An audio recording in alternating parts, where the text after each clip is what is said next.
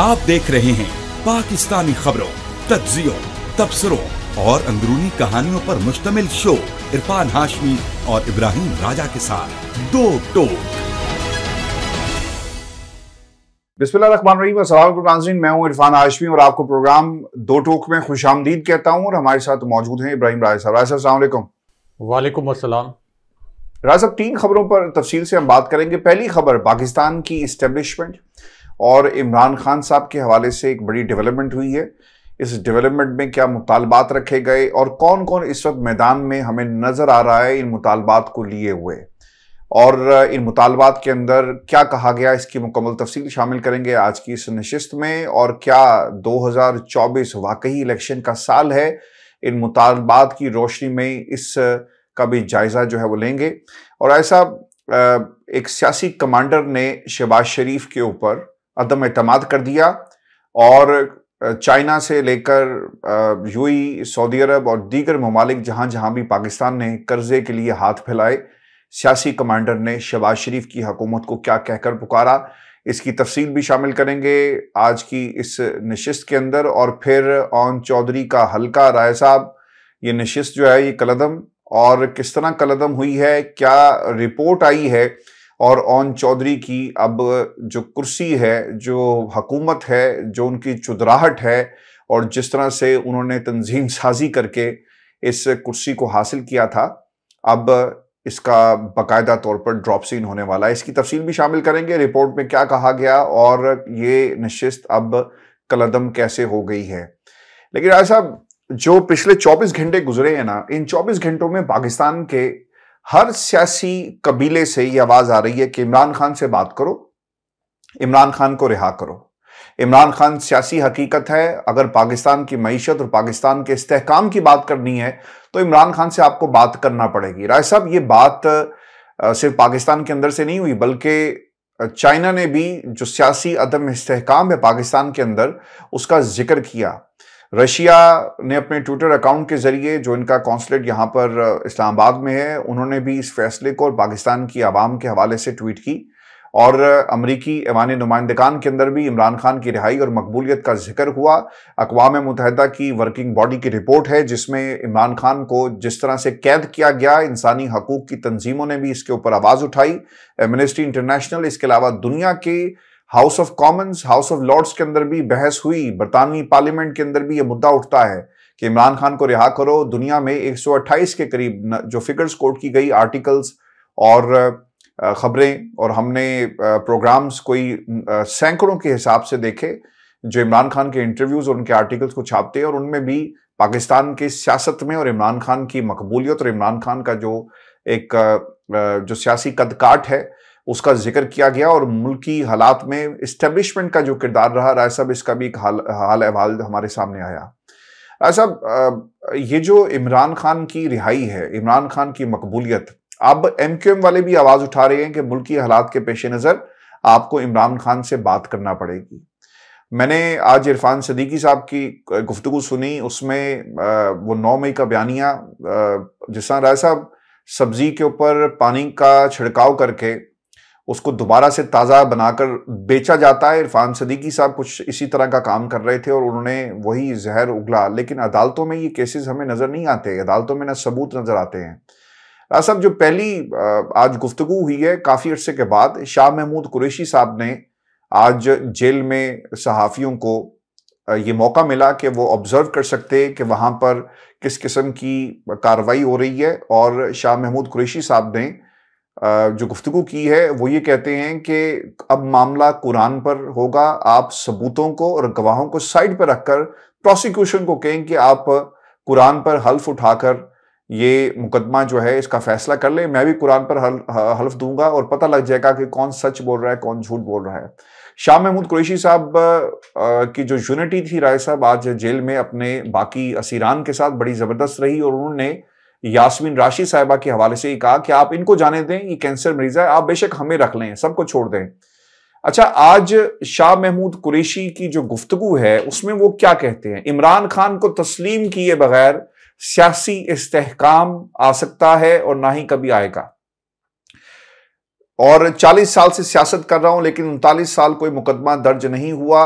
नवाब अकबर बुगटी के साथ जो जुल्म हुआ, अकबर बुगटी पाकिस्तान मुखालिफ नहीं थे, मगर एक दूसरे को गद्दार गद्दार कहना बंद किया जाए। 75 साल से गद्दारी के सर्टिफिकेट बांटे जा रहे हैं। महमूद खान अचकजई डेमोक्रेट है, जमहूरी और आईनी सोच रखने वाला गद्दार नहीं हो सकता। बलूचिस्तान में अमन का रास्ता मुज़ाकरात से होकर आगे जाता है। राय साहब, ये जो महमूद खान अचकजई हैं, इन्होंने बड़ी इंपॉर्टेंट आज एक प्रेस कॉन्फ्रेंस की है और इस प्रेस कॉन्फ्रेंस के 8 निकात मैं सुनने वालों के सामने रख देता हूं, फिर मैं आपकी तरफ आऊंगा और कमेंट आपका हम लेंगे इस पूरे सिनेरियो में कि इमरान खान सिस्टम की क्यों जरूरत है और जो जितने भी सियासी कॉरिडोर्स हैं वहां से क्या आवाज आ रही है। महमूद खान अचकजई जिनके पास एक मैंडेट है, और महमूद खान अचकजई ने ही शाहिद खाकान अब्बासी साहब का बतौर अबूरी सेटअप के अंदर वज़ीर आज़म नाम रिकमेंड किया।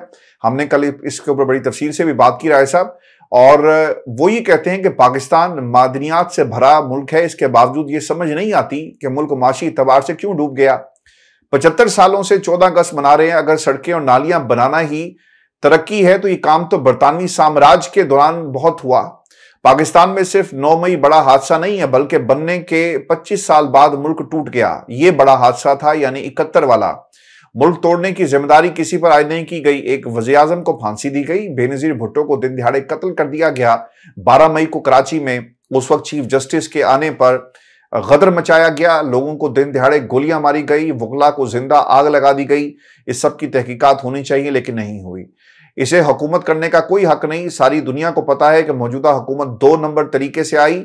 अगर हम इदारों से महाजराई के लिए चल पड़े तो पाकिस्तान इसका मुतहम्मिल नहीं होगा। स्पीकर कौमी असम्बली ऐवान में अपोजिशन को बात करने का मौका नहीं देते, और तहफ़्फ़ुज़ आईन पाकिस्तान की तहरीक किसी की हुकूमत गिराने के लिए नहीं, बल्कि इस तहरीक का मकसद लोगों को जोड़ना है। राय साहब, जिस तरह से हुकूमत कानून साजी करके और सुप्रीम कोर्ट पर हमला करके और एक जमात की मखसूस नशिस्तें हथिया कर, डाका डालकर ये सब कुछ कर रही है, हुकूमत को मजबूत कर रही है। राज साहब, क्या हुकूमत मजबूत हो पा रही है आपके नजदीक? और 2024 जो है क्या वाकई इलेक्शन का साल है? क्योंकि इससे पहले पीटीआई से बात करने की जो गुफ्तगू है वो हमने एमक्यूएम के हाथ से ही आवाज उठते हुए नहीं देखी। ये पहला मौका है कि आज आवाज वहां से भी आ रही है। देखें आशफी साहब, जीएचक्यू और आईएसआई के मुतालिक जिस खबर का आपने जिक्र किया वो भी शेयर करते हैं अपने व्यूअर्स के साथ, लेकिन इमरान खान साहब को सिस्टम का हिस्सा बनाना है, इमरान खान साहब को ऑन बोर्ड लेना है। इमरान खान साहब को ऑन बोर्ड लिए बगैर रियासत और मईशत नहीं चल सकती। इसका इजहार सिर्फ एमक्यूएम की जानिब से नहीं, इसका इजहार इस्टेब्लिशमेंट की जानिब से भी किया जा रहा है। इमरान खान साहब को मैसेजेस भेजे जा रहे हैं, यानी बराह रास्त जीएचक्यू की जानिब से मुख्तलिफ खबरों और तज्जियों की सूरत में। इसी तरह पीपल्स पार्टी की जानिब से भी बार बार ये कहा गया कि इमरान खान साहब के साथ मुज़ाकरात किए जाएं। गवर्नर पंजाब ने तो यहाँ तक कह दिया कि इमरान खान साहब को मुज़ाकरात की टेबल पर लाने के लिए 8-10 तगड़े लोग भेजे जाएं जो इमरान खान साहब को जेल से लेके आएँ और इमरान खान साहब को मुज़ाकरात के टेबल पर बिठाया जाए। राना सनाउल्लाह की भी एक वीडियो वायरल है जिसमें उन्होंने इमरान खान साहब को मुखातिब करते हुए ये कहा कि आपको मैं सिर्फ सियासी हरीफ समझता हूँ, सियासी दुश्मन नहीं, और आप सियासतदानों में वापस आ जाएं और मुज़ाकरात करें आप सियासतदानों के साथ। और फिर हम सबको पता है कि कोई भी एक ऐसी जमात नहीं है इस वक्त पाकिस्तान के अंदर, यानी फजलुर रहमान की जो जेयूआई है, जो इस बात का एतराफ़ ना कर रही हो कि इमरान खान साहब पाकिस्तान की सबसे बड़ी सियासी हकीकत है और वाहिद सियासी हकीकत है। इस वक्त इमरान खान साहब भी पाकिस्तान की सियासत है, और आम फहम जुबान में अगर मैं ये कहूँ कि बाकी सब झूठ है, तो इसको आम फहम या गली मोहल्लों में जो जुबान बोली जाती है उसके मुताबिक सिर्फ इमरान खान साहब सियासी हकीकत है। यानी भुट्टो साहब की जो सियासत थी जब वो बहुत मकबूल थे तो कहा जाता था कि उस वक्त सियासत 2 जो मराकज़ हैं उनमें घूमती थी, या तो प्रो भुट्टो या एंटी भुट्टो। लेकिन अब जो सियासत है वो सिर्फ प्रो इमरान खान है, क्योंकि इमरान खान साहब के सियासी मुखालफिन का वजूद ही नहीं है। 2 नशिस्तें आलमी इदारे की रिपोर्ट के मुताबिक नून लीग ने कुल मिला के हासिल करनी थी।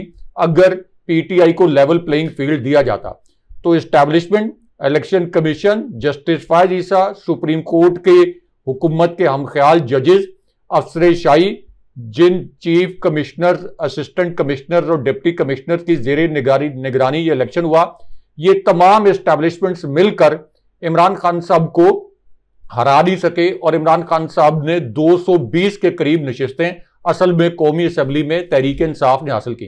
तो इससे यह साबित हो गया कि इमरान खान साहब को मुज़ाकरात के लिए ऑन बोर्ड लिए बगैर ये रियासत नहीं चल सकती। और यह भी साबित हो गया कि पिछले 2 साल में शरीफ खानदान को जो इस्टेब्लिशमेंट ने मुसल्लत किया था, 2 साल में आपकी मईशत कोलैप्स हो गई है। और अब जिस सियासी कमांडर का आपने जिक्र किया, फजलुर रहमान का, उन्होंने इस बात की गवाही दी है। और आर्मी चीफ और शहबाज शरीफ के मुतल्लिक भी उन्होंने 2 इंकशाफात किए हैं, क्योंकि फजलुर रहमान ये कहते हैं कि शहबाज शरीफ की हुकूमत ने मईशत को इतना खराब कर दिया है कि अब आने वाली कोई हुकूमत इस मईशत को नहीं उठा सकती। उसके बाद उन्होंने कहा कि शहबाज शरीफ मुल्क को आगे ले जाने में नाकाम रहे हैं। और उसके बाद उन्होंने कहा कि army chief general Asim Munir और शहबाज शरीफ चीन के दौरे पर गए, चीन को सरमायाकारी पर आमादा करने की कोशिश की, लेकिन चीन ने आगे से एक कोरा सा जवाब दे दिया। और वो जवाब ये दिया कि पाकिस्तान में सियासी इस्तेहकाम नहीं है, अमनो अमान की सूरत ठीक नहीं है, जब तक सियासी इस्तेहकाम नहीं होगा तो सरमायाकारी नहीं आएगी। अब फजलुर रहमान जो कि इमरान खान साहब के सबसे बड़े नाकिद समझे जाते थे, उनको भी पता है और उन्होंने भी इस जमीनी हकीकत का एतराफ कर लिया है कि एक तो इलेक्शन जो रिग हुआ, इसके मुतल्लिक उनका स्टैंस आ चुका है। एस्टैब्लिशमेंट ने ये इलेक्शन रिग किया, इसके मुतल्लिक भी फजलुर रहमान एक्सप्लेन कर चुके हैं। और अब वो ये भी कह रहे हैं कि इस कठपुतली हुकूमत ने मईशत को उस दलदल में फंसा दिया है कि आने वाली किसी भी हुकूमत के लिए ये नामुमकिन टास्क होगा कि यहां से मईशत को संभाला जा सके। ये टास्क सिर्फ इमरान खान साहब की हुकूमत ने पूरा किया था, क्योंकि जब इमरान खान साहब को हुकूमत मिली थी 2018 में, तो उस वक्त भी मुल्क इसी किस्म की सूरत से दो चार था, डिफॉल्ट होने वाला था। इमरान खान साहब ने वहां से मईशत को उठाया, कोविड के बावजूद 5.97% पर लेके गए।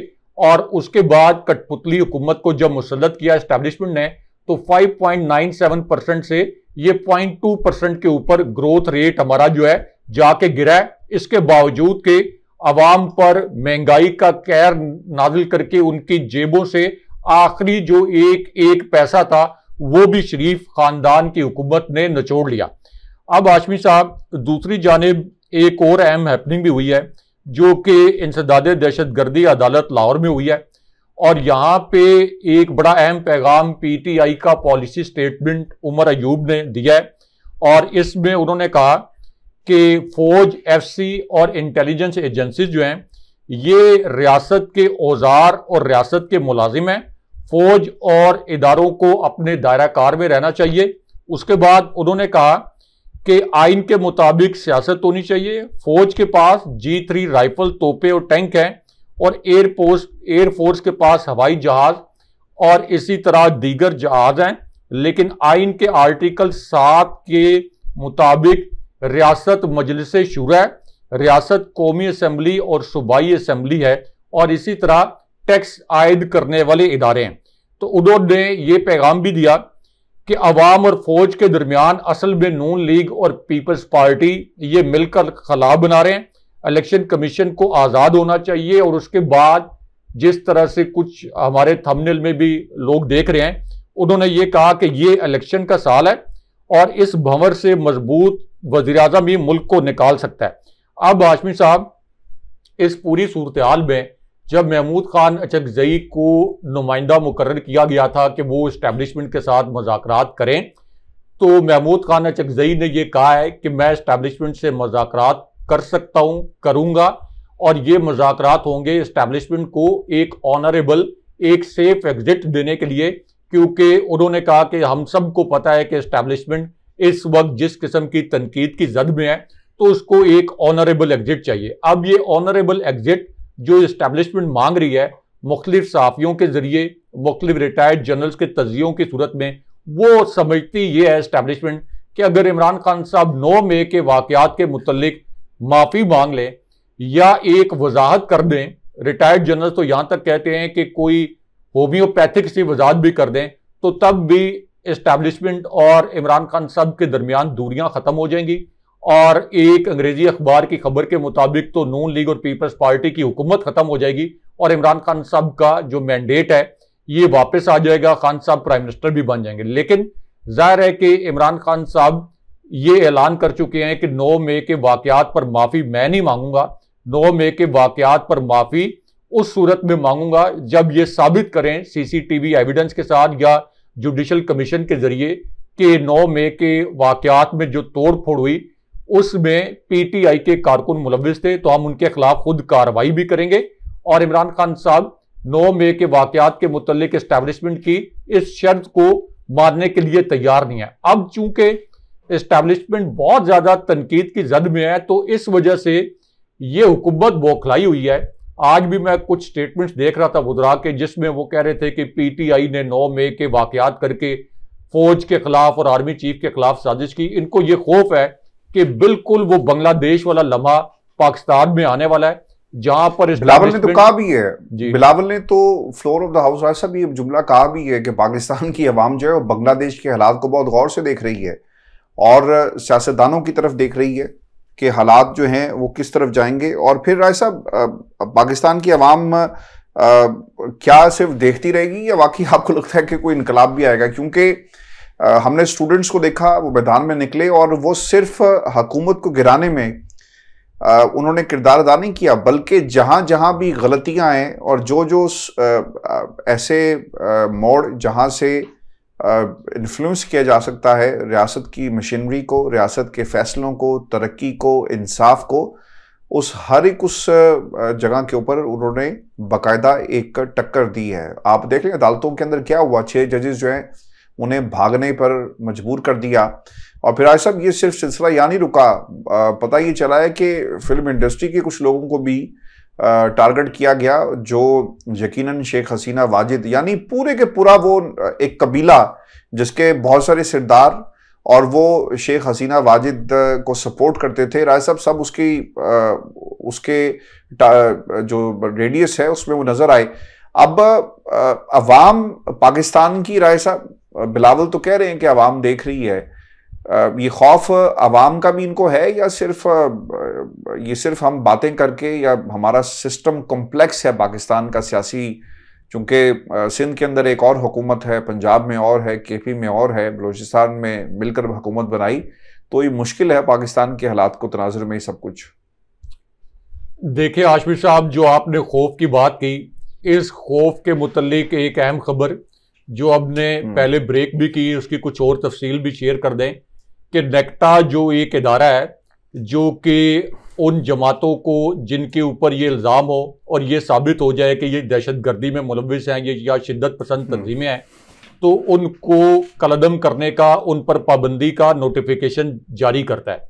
तो नेक्टा जो कि दहशतगर्दी के खात्मे के लिए एक कोऑर्डिनेटर इदारा है, इसकी सलाहियत पर और साख पर वैसे सवालात तो बहुत खड़े होते हैं। इसने चारों सूबों को एक खत भी लिख दिया है, आज़ाद कश्मीर की हुकूमत को खत भी लिखा है, गिलगित बल्तिस्तान की हुकूमत को भी खत लिखा है और ये कहा है कि पीटीआई पाकिस्तान के अंदर बांग्लादेश की तर्ज पर तलबा की एक बहुत बड़ी तहरीक शुरू कर सकती है।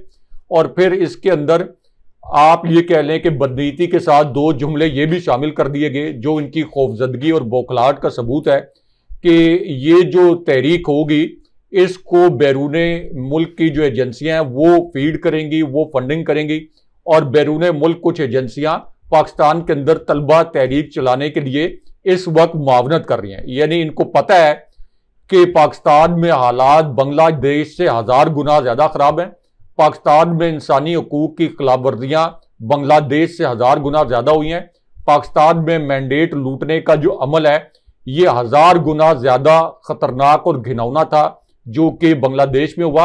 और बिल्कुल पाकिस्तान में जो जबर किया गया सबसे मकबूल पार्टी के ऊपर ये 1000 गुना ज्यादा है जो कि हसीना वाजिद ने अपने मुखालफिन पर किया था। इसलिए ये भी खबर हमने ब्रेक की कि एक आला सतह का इजलास भी हुआ है जिसमें कुछ हसास शख्सियात भी शरीक थी, हुकूमती शख्सियात भी शरीक थी और जिसमें बांग्लादेश में जो सिचुएशन पैदा हुई, अगर इस किस्म की सिचुएशन पाकिस्तान में पैदा होती है तो फिर क्या होगा, इसके ऊपर गौर किया गया। यानी खतरे की घंटियां जो हैं ये हुकूमती ऐवानों में बज रही हैं और शरीफ खानदान को ये खतरा है कि अवाम इनको भी इनके घरों से निकाल बाहर करेंगे।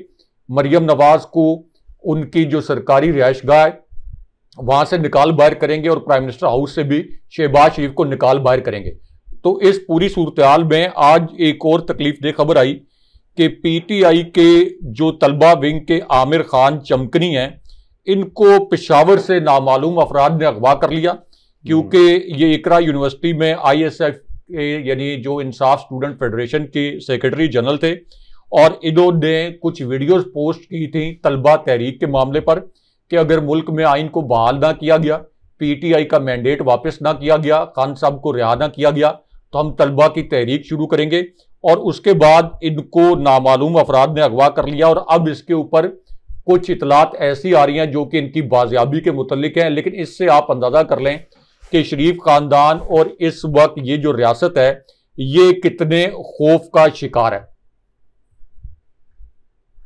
बिल्कुल आप ठीक कह रहे हैं राय साहब। एक खबर ये भी राय साहब आई, और जहां पे शाह महमूद कुरैशी साहब बोल रहे हैं और जहां पे बाकी लोग भी इस हवाले से बात कर रहे हैं, इंसदाद दहशतगर्दी अदालत ने सनम जावेद के राय साहब दोबारा वारंट गिरफ्तारी जो जारी कर दिए और इनके हवाले से ये कहा जा रहा है कि ये पेश नहीं हो रही थी। राय साहब एक और चीज़ बड़ी इंपॉर्टेंट हुई है, और ये जो मामला है वो शुरू होता है उमर अयूब साहब ने इस्टेब्लिशमेंट की तरफ ये एक तरह से बात कही है, और वो ये कहते हैं कि फ़ौज, FC और एजेंसीज रियासत के मुलाजिम हैं, इदारों को अपने दायरे में रहना चाहिए। उमर अयूब ने यह भी कहा कि इदारों को अपने दायरे में रहना चाहिए, जबकि सियासतदानों का काम है कि वो आइन के मुताबिक सियासत करें।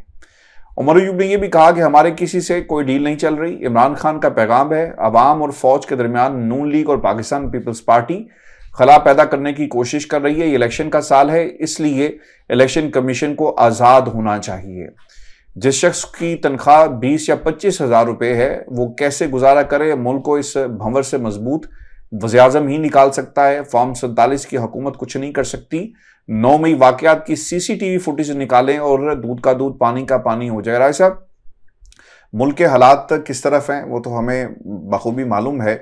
भंवर से निकालने की उन्होंने बात की। मैं आज ना फजल रहमान साहब को भी सुन रहा था और वो ये कहते हैं कि जितने हालात इस हुकूमत ने ख़राब कर दिए, आने वाली कोई भी हुकूमत होगी उससे ये कंट्रोल नहीं होगा। राय साहब ऐसा ही है, कल को खान साहब की हुकूमत आ जाए और फिर पूरी कौम इस इंतज़ार में होगी कि हालात बदल जाएंगे, तो क्या हालात खान साहब की हुकूमत के आने के बाद बदल जाएंगे? चूँकि तबाही इतनी हो गई है, अगर कहा ही जाए कि आज आप फ़लस्तीन को जहाँ पर रोज़ाना बमबारी की जाती है उस शहर को दोबारा से आबाद करें, फ़लस्तीन को दोबारा से आबाद करें, राय साहब कई बरस गुजर जाएंगे। जिन बिल्डिंग्स को खड़ा करना है उन बिल्डिंग्स को शायद आप खड़ा ना कर सके, तो यहाँ पर तो पूरे का पूरा ढांचा ही तबाह कर दिया। और जिस किस्म की गोलाबारी और तबाही इस हुकूमत ने पिछले 3 वर्षों में पाकिस्तान के अंदर लेकर आए, और पाकिस्तान को भी एक तरह से इन्होंने फ़लस्तीन बना दिया है पॉलिसीज के एतबार से, और हमारे सियासी मरकज़ को तबाह कर दिया, हमारे आइन को तबाह कर दिया, हमारी मईशत को तबाह कर दिया, हमारे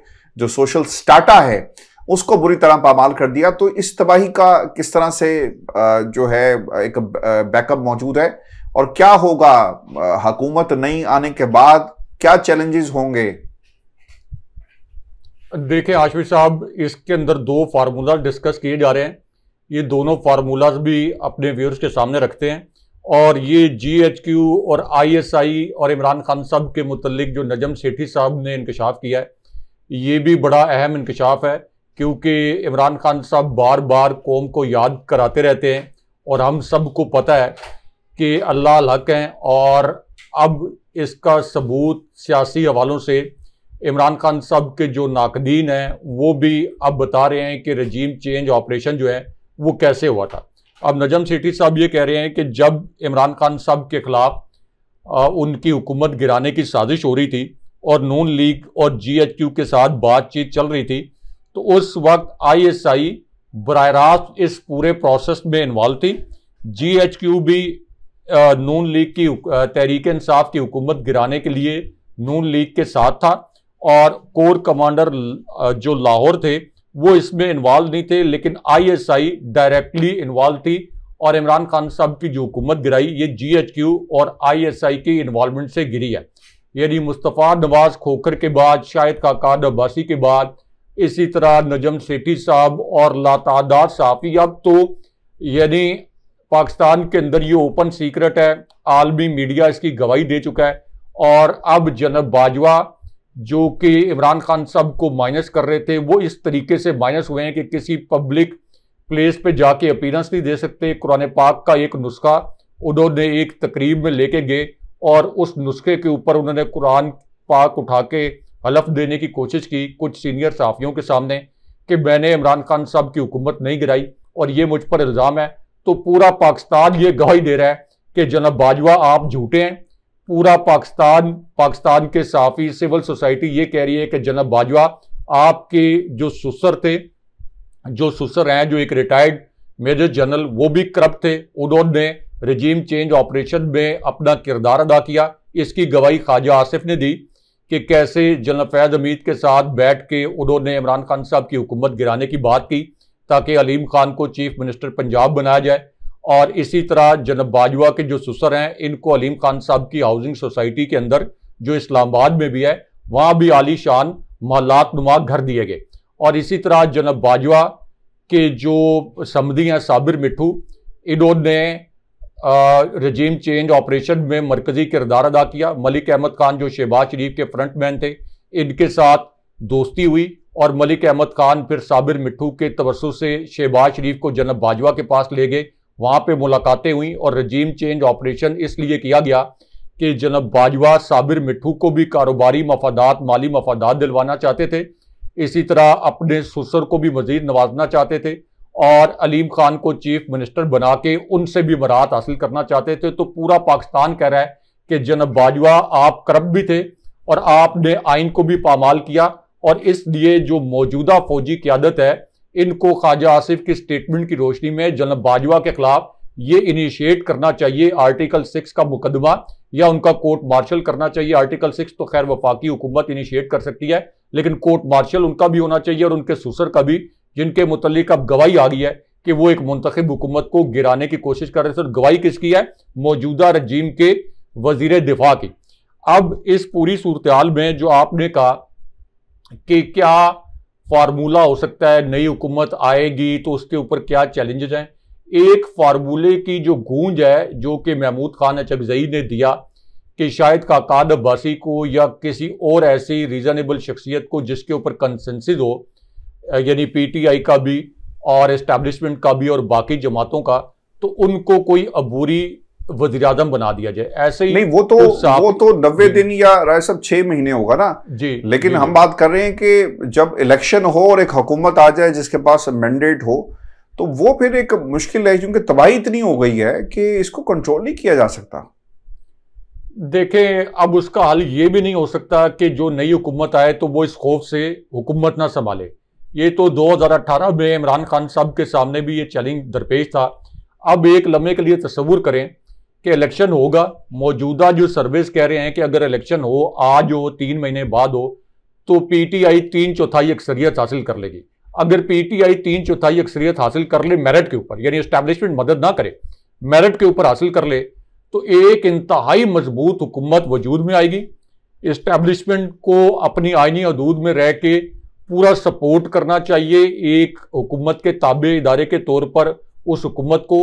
जनाब बाजवा ने जिस तरह की साजिशें की, उस तरह की साजिशें ना हो, तो आप देखें कि एक जो मजबूत हुकूमत होती है उसके साथ सियासी इस्तेकाम आता है। ये चीन वाली जो बात की फजलुर रहमान साहब ने, ये बात सिर्फ उन्होंने नहीं की, ये तो जो एक और अंग्रेजी जरीदा है उसने भी ये बात की कि चीन का दौरा आर्मी चीफ का और जो शहबाज शरीफ का था, जिस किस्म के नताइज मुतवक्को थे वो नताइज नहीं आ सके क्योंकि सियासी अदम इस्तेकाम है। सबको पता है कि ये कठपुतली हुकूमत जिसकी बमुश्किल जो है ये हुकूमत कायम है, और PTI जो है वो इतनी बड़ी कुव्वत है कि जिस दिन उसने तहरीक शुरू कर दी मुल्क गिर, ये हुकूमत गिर जाएगी। तो इसलिए जिसकी आलमी सतह पर साख भी नहीं है, तो आलमी इदारे भी आप पर ट्रस्ट नहीं करते, आलमी सरमायाकार भी ट्रस्ट नहीं करता। जो लोकल सरमायाकार है वो अपना सरमाया निकाल रहा है पाकिस्तान के से, बैरून मुल्क पाकिस्तान की इंडस्ट्री मुंतकिल हो रही है। लेकिन आप इमेजिन करें कि 3/4 अक्सरियत से या चलें 2/3 से कुछ ज्यादा अक्सरियत से भी कोई भी हुकूमत आ जाए, लेकिन फिलहाल यही लग रहा है कि पीटीआई आ जाएगी, तो मईशत को जो सबसे ज्यादा सपोर्ट चाहिए होती है वो सपोर्ट चाहिए होती है किससे? सियासी इस्तेहकाम से। तो सियासी इस्तेहकाम एक मजबूत हुकूमत से आ सकता है और ये चैलेंजेस 1 साल के अंदर जो है ये खत्म हो सकते हैं। लेकिन यहां पे ओन चौधरी की नशिस्त कलअदम होने के मुतल्लिक भी एक अहम खबर है, ये खबर भी हमारे व्यूअर्स के साथ शेयर करें और इसके मुतल्लिक फिर कुछ डेटा मैं भी शेयर करता हूं। अच्छा साहब, ये जो पर्टन की रिपोर्ट है NA 130 और अब NA 128 की ऑर्डर रिपोर्ट 8 फरवरी को अवामी मैंडेट पर डाले गए बदतरीन डाके और शर्मनाक धांधली की हकीकत अयां करती है। नवाज शरीफ और ओन चौधरी को जितवाने के लिए जाली फॉर्म 45 और 47 पर बिलतरतीब 78,000 और 1 लाख के जाली वोटों का इजाफा किया गया। दोनों हलकों के मुतादिद पोलिंग स्टेशन पर टर्न आउट 100% से भी जायद रहा, जबकि इन हलकों की सूबाई असम्बली की जो सीट्स के ऊपर बमुश्किल 40% के आसपास रहा। साबित हो चुका कि 9 फरवरी को इलेक्शन कमीशन की सहूलतकारी से पाकिस्तान की तारीख की सबसे बड़ी धांधली हुई और वो इदारे जिनका काम कौम के मैंडेट की रखवाली है वही मैंडेट चोरी के मुर्तकिब हुए हैं। राय साहब, अहम नुकता इसके अंदर ये है कि इस हुकूमत के होते हुए तो इलेक्शन कमीशन के खिलाफ कोई कार्रवाई नहीं होगी और ये ओन चौधरी की सीट कलअदम हो गई, कोई इसे माने या ना माने। ओन चौधरी अपनी जो हैसियत है वो खो चुके हैं, अपना जो उनका सियासी वजूद है वो अब वजूद नहीं रहा, बल्कि ये सिर्फ साजिशी वजूद है। नवाज शरीफ साहब का सियासी वजूद ख़त्म हो गया, आजकल वो सिर्फ और सिर्फ मरी में ठंडी हवाएं और इस वक्त जो है मौसम को एंजॉय कर रहे हैं। इसके अलावा नवाज शरीफ का अब पाकिस्तान में कुछ लेना देना नहीं है और इन दोनों की सीट्स ख़त्म हो गई। कलअदम इन्हें कहना चाहिए, अब इनकी हैसियत नहीं है। मेरा राय साहब और मेरे समेत पाकिस्तान की आवाम का भी शायद यही सवाल है, उनके ज़हन में भी ये बात आती होगी कि इस हुकूमत के होते हुए तो चलें कुछ नहीं होगा। क्या कभी आर्टिकल 6 इलेक्शन कमीशन पर लगेगा? क्या कभी ये जो फैसला हुआ इसके तनाजुर में जो नवाज शरीफ साहब हैं और ओन चौधरी साहब की जो सीट्स है इसको कलअदम कोई अदालत या इलेक्शन कमीशन जो है बाकायदा नोटिफिकेशन जारी करेगा? क्योंकि इस रिपोर्ट के बाद तो सब कुछ कलअदम हो गया। ये सिर्फ 2 बड़ी एग्जांपल्स हैं हमारे सामने, लेकिन अभी उन हलकों में जहां पर रिपोर्ट्स आना बाकी हैं, जहां पर फॉर्म 45 को आपने साइड पर रखा, और वैसे राय साहब जो कमिश्नर रावलपिंडी थे वो भी अभी तक लापता ही हैं। देखें आशिफ साहब, इस नशिस्त के मुतल्लिक कुछ और दिलचस्प अदादो शुमार भी हैं जो कि पतन की रिपोर्ट में सामने आया है, जिसने इससे पहले नवाज शरीफ के हल्के का ऑडिट किया था और इसी तरह इस्लामाबाद की तीनों नशिस्तों को ऑडिट करके बताया था कि ये तीनों नशिस्तें भी पीटीआई 50-50 हज़ार की लीड से जीती है। अब ओन चौधरी के हल्के का जो ऑडिट किया गया है इसमें यह बताया गया है कि ओन चौधरी को मुश्किल से कुल मिलाकर 30,000 वोट पड़े हैं। ये तो हम सब यही तो इस बार बार साफी पॉइंट आउट कर रहे थे कि मुस्लिम लीग नून वो अगर लाहौर में कोई नशिस्त नहीं जीत सकी और उनके उम्मीदवार अगर वोट नहीं हासिल कर सके तो नून लीग के कारकुन ओन चौधरी को जाके कैसे 1.5 लाख से ज्यादा वोट दिलवा सकते हैं। अब यह कहा गया कि ओन चौधरी को मुश्किल से 30,000 वोट पड़े हैं। NA 128 में 33 पोलिंग स्टेशन ऐसे हैं जहां का टर्नआउट जो है वो 90 से 100% कर दिया गया। उसके बाद यही जो हल्के हैं यानी 171 हल्के ऐसे हैं, 171 पोलिंग स्टेशन जहां पे कौमी असेंबली के लिए टर्नआउट अचानक 80 से 100% किया गया और इन्हीं 171 हलकों में जो सूबाई असेंबली का टर्नआउट था वो सिर्फ 41% था। यानी ओन चौधरी को नशिस्त दिलवाने के लिए कौमी असेंबली के हल्के में 171 पोलिंग स्टेशन पर टर्नआउट 100% कर दिया गया और वो जो 2 पर्चियां इकट्ठी वोटर को दी जाती हैं सूबाई असेंबली के लिए और कौमी असेंबली के लिए, तो दूसरी जानिब सिर्फ टर्नआउट 41% रहा। यानी ये धांधली भी ढंग से नहीं कर सका इलेक्शन कमीशन, क्योंकि इलेक्शन कमीशन को भी ये अंदाजा नहीं था कि पीटीआई के हक में इतनी बड़ी तादाद में लोग निकलेंगे। GHQ को, एस्टैब्लिशमेंट को भी अंदाजा नहीं था। तो इसलिए बाद में इस किस्म की ये गलतियां सामने आई हैं जिनको अब पतन की इस रिपोर्ट में वाजे किया गया है, लेकिन इलेक्शन कमीशन ने इस पर चुप साधी हुई है। उसके बाद इसी रिपोर्ट में यह कहा गया कि जहां पे 78,000 नशिस्तों से नवाज शरीफ अपनी नशिस्त हारे हैं, तो 1 लाख जाली वोटों का इजाफा जो है ये किया गया है ओन चौधरी की नशिस्त पर, और ये केस भी इलेक्शन ट्राइब्यूनल में मौजूद है। सलमान अकरम राजा की ये नशिस्त 100% यकीनी है। अगर इसके ऊपर मेरिट पर फैसला आया तो ये नशिस्त तो किसी सूरत बच नहीं सकती, और ओन चौधरी की ये नशिस्त आप कह सकते हैं कि अमलन कलदम हो चुकी है। सब जाते जाते हम अपने सुनने वालों को ये भी खबर दे दें कि 9 मई पर जुडिशल कमीशन के हवाले से chief justice Peshawar high court ने और ये फैसला दिया कि इसमें 185 रूल ऑफ बिजनेस जो है वो खिलाफ वर्जी के लिहाजा जुडिशल कमीशन जो है वो तरतीब नहीं बनाया जाएगा। अगर बन जाता तो यकीनन बहुत सारे लोगों के लिए मसाइल पैदा हो सकते थे। राय साहब, इसके ऊपर भी हम तफसील से बात करेंगे क्योंकि KPK ने बाकायदा हुकूमत अभी काबीना में मामला लेकर जा रही है और इसके ऊपर भी कुछ नई डेवलपमेंट्स हैं। व्यूअर्स, ये आज का शो था हमारा। आप रेकमेंड जरूर भेजिएगा, चैनल को सब्सक्राइब करना मत भूलिएगा। अगली वीडियो में आपसे जल्द मुलाकात होगी। इजाजत दीजिए। अल्लाह ने के बाद।